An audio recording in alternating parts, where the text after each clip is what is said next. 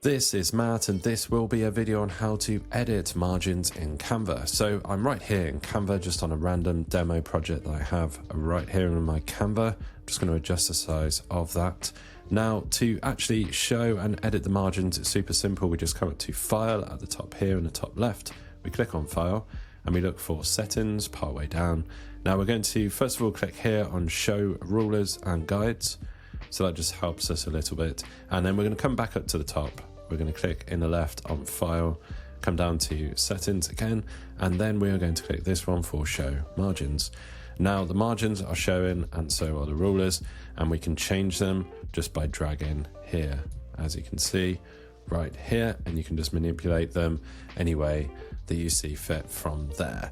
So that has been a very short, straightforward video on how to show and edit margins in Canva. Hopefully you found this video useful. If you have, drop this video a like and subscribe to the channel for more videos just like this.